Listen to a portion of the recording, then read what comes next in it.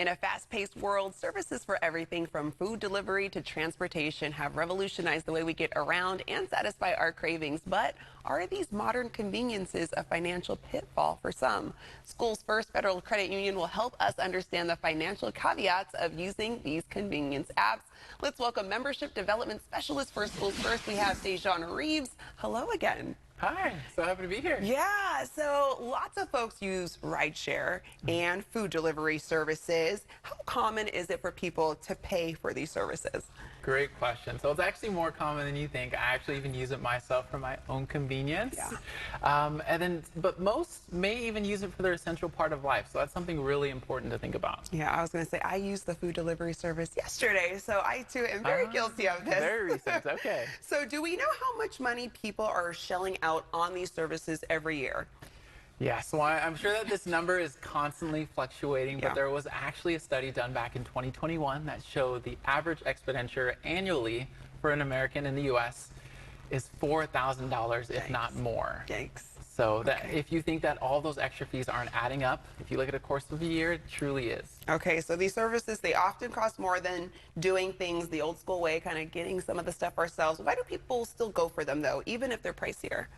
Great question. So as I mentioned, it is for my convenience, but Yeah. for some, their time costs more. So they're willing to spend those extra dollars just to get their daily needs. And we're all so busy, right? Parents, caregivers, workers, you name it. So we may not always have enough time on our plate to sit down, cook a meal, or to drive somewhere, Yeah. right? As funny as it may seem.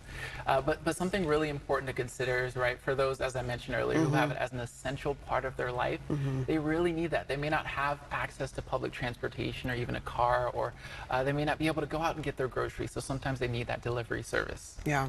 And for those who've made these services, let's say more of a daily habit and want to cut back, what's your advice for kind of weaning themselves off of that? Oh, right into the heart. I know. Okay.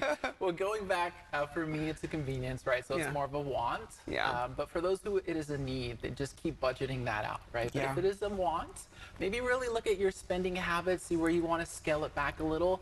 It may be time to part ways or even cut ties with these services and start putting those funds towards your future savings goals, towards retirement.